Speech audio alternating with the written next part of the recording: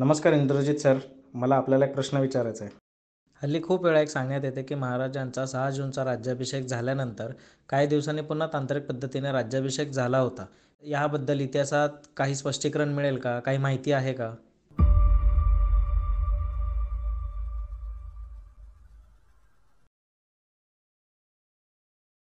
दुसरा राज्याभिषेक साल तर आठवत नाही, पण राजगडावर शाक्त पद्धतीने झाला होता तो. जो आपला 6 जूनचा राज्याभिषेक झाल्यानंतर त्यानंतरच्या पुढच्या एक 3 ते 6 महिन्यामध्ये तो राज्याभिषेक घेण्यात आला. त्याची डेट एक्झॅक्ट माहिती नाही, पण तो राज्याभिषेक त्यानंतर झालेला. मला नाही माहिती. ॲक्च्युली त्याचं एक पूर्ण नॉलेज नाही आहे, पण तो दुसऱ्या पद्धतीने झाला आहे आणि तो वैदिक आय थिंक तो वैदिक पद्धती. नाही, मला फक्त पहिला राज्याभिषेक माहिती आहे, दुसरा नाही माहिती. सॉरी. महाराजांनी 6 जून 1674 रोजी स्वतःला वैदिक पद्धतीनं एक राज्याभिषेक करून घेतला आणि त्याच वेळेला शिवाजी महाराज हे क्षत्रिय कुलावतंस झाले, छत्रपती झाले. त्यांनी ही दोन बिरुद स्वतःला लावून घेतली आणि त्यानंतर निश्चलपुरी गोसावी नावाचा एक विद्वान महाराजांच्या राज्यात होता. तो एतदेशीय होता, म्हणजे इथला होता. आणि वैदिक राज्याभिषेकाचं जे प्रमुख पद आहे किंवा वैदिक राज्याभिषेक जो केला तो गागाभटानं केला. खरं तर गागाभटाचं मूळसुद्धा महाराष्ट्रातलं, कोल्हापूरचा आणि त्याचं सुद्धा रिलेशन असं आहे की कोल्हापूरची जी अंबाबाई आहे ती गागाभटाच्या कुळाची कुलदेवता आहे. आणि त्याच्या एका पुरुषानं अंबाबाईचं ज्या वेळेला तो इथं आला, इथं राहिला, त्यानं आराधनासुद्धा केली असे सुद्धा उल्लेख आहेत गागाभटांच्या याचे. त्यानंतर ते पैठणला गेलं कुळ आणि पैठणवरून मग परत ते काशीला गेलं आणि मग हा विश्वेश्वर भट, ज्याचं नाव गागा त्याला म्हणायचे तर त्याचे पिताजी, आणि तो गागा भट्ट म्हणून प्रसिद्ध झाला. राज्याभिषेकाच्या अगोदरसुद्धा ज्या वेळेला सेनवी जाती विचाराचं एक ग्रामण्य आपल्या इथे झालं, शेनवी जी जात आहे त्यांच्याविषयीचं ग्रामण्य झालं, त्यावेळेला सुद्धा गागा भट्ट इथं आलेला होता. परमानंद होता, गागा भट्ट होता. ते सेनवी जाती विचारमध्ये आलेला आहे. ही साधारण 1666ची घटना आहे. आणि अशा या गागा भट्टानं की इथल्या जे काही स्थानिक ब्रह्मवृंद होते किंवा स्थानिक जी मंडळी होती, जी सगळ्या ह्या विषयातली जाणकार होती, यांना डावलून शिवाजी महाराजांनी गागा भटासारख्या बाहेरून आलेल्या एका तथाकथित व्यक्तींकडून राज्याभिषेक करून घेतला. आणि तो वैदिक राज्याभिषेक करताना त्या राज्याभिषेकामध्ये काही त्रुटी राहिल्या आणि त्या त्रुटी राहिल्यामुळं आणि तो कुमुहूर्तावर केला. आता ही माहिती आपल्याला कशातून कळते? शिवाजी महाराजांच्या दुसऱ्या राज्याभिषेकाची माहिती आपल्याला एक शिवापूरकर जी काय शकावली आहे ती एक आहे शकावली, आणि दुसरी जी आहे ती शिवराज्याभिषेक कल्पतरू नावाचा एक ग्रंथ आहे की या शिवराज्याभिषेक कल्पतरू नावाच्या ग्रंथातून आपल्याला ती माहिती मिळते. हा ग्रंथ म्हणजे गोविंद बर्वे आणि निश्चलपुरी गोसावी या दोघांचं जे कम्युनिकेशन झालं, दोघांचा जो संवाद झाला, तो संवाद या शिवराज्याभिषेक कल्पतरू ग्रंथामध्ये दिला. हा ग्रंथ कधी लिहिला, काय लिहिला, ह्याच्यावर जदुनाथ सरकार असतील, मेहेंदळे असतील किंवा डॉक्टर आह साळुंके असतील यांनी विस्तृत विवेचन केलं. त्यांचं म्हणणं आहे की राजाराम महाराजांच्या काळात हा ग्रंथ लिहिला असावा. काही लोकांचं म्हणणं आहे की शिवाजी महाराजांच्या काळातच ग्रंथ हा लिहिलेला आहे, नंतर त्याच्यात थोडी थोडी भर पडत गेले. तर या शिवराज्याभिषेक कल्पतरू ग्रंथांमधून आपल्याला ही सगळी माहिती मिळते. आता जी विघ्न आलीत आपण म्हटलं, तर विघ्न आलीत म्हणजे काय झालं, तर त्या ग्रंथामध्ये लिहिलं आहे की राज्याभिषेक ज्या वेळेला सुरू होता त्यावेळेला ह्याचा जो फूल होतं, कमळाचं फूल होतं लाकडाचं, ते नाकावर पडलं पुरोहिताच्या. त्यानंतर शिवाजी महाराज ज्यावेळेला धनुष्यबाणाची प्रत्यंच्या ताणायला गेले त्यावेळेला त्यांची अंगठी ती पडली, पण ती नंतर मिळाली. रथात बसायला ज्यावेळेला शिवाजी महाराज गेले त्यावेळेला रथाचा आस मोडला. त्याच्यानंतर शिवाजी महाराज सिंहासनारोहण ज्यावेळेला केलं त्यावेळेला ज्ञानविरहित कट्यार त्यांना दिली गेली आणि तो मोठा अपघात होऊ शकत होता, महाराजांच्या जीवाला अपाय. अशा काही गोष्टी राज्याभिषेकाच्या विधीमध्ये कुमुहूर्त निवडल्यामुळं आणि व्यवस्थित तो विधी केला गेला नसल्यामुळं गागा भटाकडून त्या झाल्या असं निश्चलपुरीचं म्हणणं होतं. आणि हे सगळं झाल्यानंतर मग निश्चलपुरी शिवाजी महाराजांना भेटला आणि महाराजांना त्यानं सांगितलं की राज्याभिषेकाच्या नंतर 13व्या दिवशी आणि त्याच्यानंतर 55व्या दिवशी 65व्या दिवशी उत्पात घडतील आणि 13व्यात 12व्या अशा काही दिवस त्यांनी सांगितले. त्या दिवशी मी जे काय म्हणतोय त्याचा तुम्हाला प्रत्यय येईल असं सांगितलं. आणि इतिहासामध्ये मग नंतर ते जोडलं गेलं की जिजामातांचं निधन आपल्याला माहिती आहे राज्याभिषेक झाल्यानंतर झालेला आहे. त्यानंतर त्यानं सांगितल्यानुसार प्रतापगडची जी काय पागा होती घोड्याची त्याच्यावर वीज पडली, ती अगोदरच पडलेली होती, पण ते सांगितलं.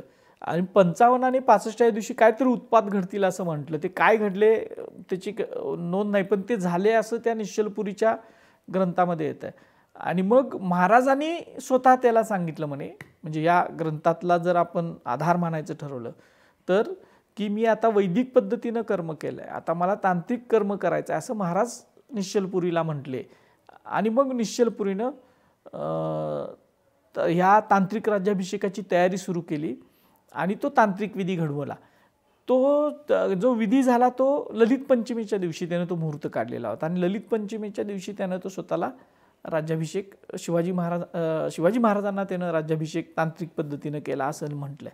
आता ती पोथीमध्ये काय आहे की त्यानं लाल तो जो विधी सुरुवात केली तर ते नवसिंहासन मांडलं असं म्हटलं. त्याच्यामध्ये शिवाजी महाराजांनी हातात स्वतः खडक घेऊन दरवाजाच्या जवळचे जे काय हे आहेत द्वारपाल आहेत त्यांना बळी दिले.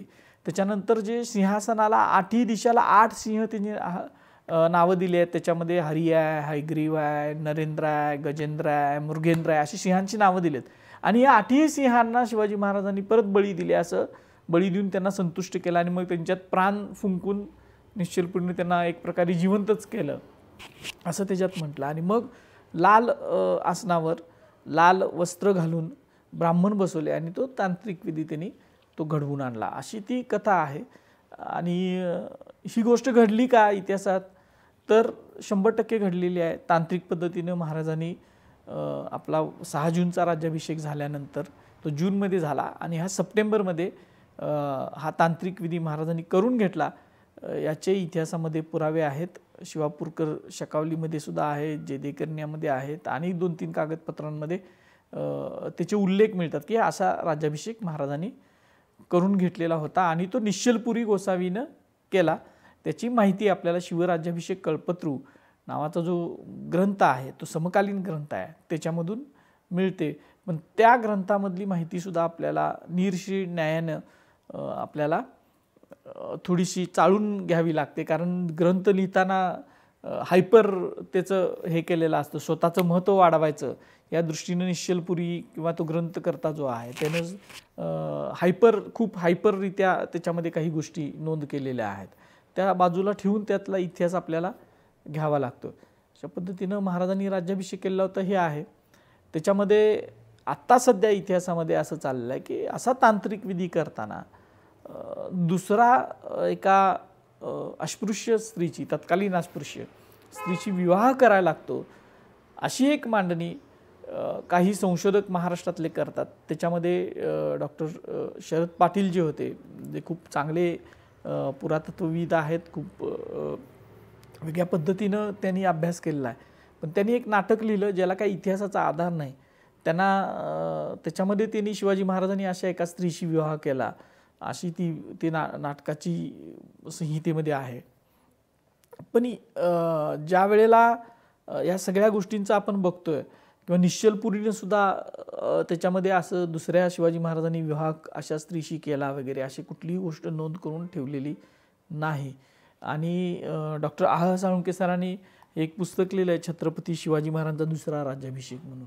या पुस्तकामध्ये त्यांनी खूप चांगलं सुंदर विवेचन या सगळ्या गोष्टींचं केलं आहे. फक्त या दुसऱ्या राज्याभिषेकाचंच नाही, या पोथीचंच त्यांनी विश्लेषण केलेलं नाही आहे, तर त्याच्यामध्ये हे जे काही तांत्रिक विधी असतात सगळे, त्या तांत्रिक विधीमध्ये असा विवाह करावा लागतो का, म्हणजे शैव राज्याभिषेक शाक्त राज्याभिषेक जर केला तर त्याच्यात असं विवाह करावा लागतो का, त्याचे काय कुठल्या कुठल्या त्या तांत्रिक विधींच्या पोथ्या आहेत आणि त्या सगळ्या मिळवून त्याच्यावर खूप चांगल्या पद्धतीने विश्लेषण करून त्यांनी सुद्धा हे सिद्ध केले की असे तांत्रिक विधी करत असताना असं कुठलंही कंपल्शन नाही आहे की ज्या कंपल्शनमुळं किंवा जी सक्ती आहे की या विधीमध्ये हे करावंच लागतं की तो लग्न करावं लागतं, अशी कुठलंही कंपल्शन नाही आहे. फक्त महाराजांनी दुसरा तांत्रिक विधी करून घेतला होता हे सुद्धा वास्तव आहे. आणि तो करून घेण्यासाठी मला असं वाटतं एक अभ्यासक म्हणून की महाराजांनी पहिला राज्याभिषेक करून घेतला तो वासी बेंद्रेंनी सुद्धा मांडलाय, अनेक संशोधक मांडतात की धार्मिक गोष्टीतले अधिकार सुद्धा आले पाहिजेत.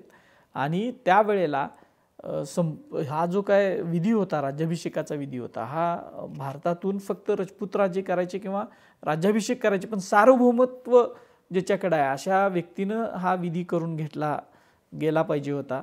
आणि त्याच्यामुळं महाराजांच्याकडे काही विशिष्ट अधिकार आले आणि स्वराज्याला सार्वभौमत्व मिळालं. स्वराज्याचं सिंहासन तख्त जे आहे ते चिरंतन झालं आणि त्याच्यामुळं महाराजांना धार्मिक बाबतीत सुद्धा अधिकार प्राप्त झाले. आणि त्यासाठी महाराजांनी पहिला विधी करून घेतला होता हा राज्याभिषेकाचा. आणि दुसरा विधी जो त्यांनी केला तो निश्चलपुरी गोसावी सारखी जी मंडळी महाराष्ट्रातली होती की ज्यांना पहिल्या राज्याभिषेकामध्ये, या वैदिक राज्याभिषेकामध्ये काही काम मिळालेलं नव्हतं, स्थान मिळालं नव्हतं आणि ती असंतुष्ट होती, अशा लोकांना संतुष्ट करावं या दृष्टीनं महाराजांनी हा निव्वळ तांत्रिक राज्याभिषेक करून घेतला. आणि ह्याच्यामध्ये तांत्रिक राज्याभिषेक करून घेत असताना दुसरा एक भाग येतो सगळ्यात महत्त्वाचा की ह्याच्यामध्ये वर्णाश्रम धर्म जो आहे तो नाकारला जातो. ह्याच्यामध्ये वर्ण व्यवस्था जी आहे ती नाकारली जाते, त्याच्यामध्ये ती नाही आहे तंत्रमार्गामध्ये.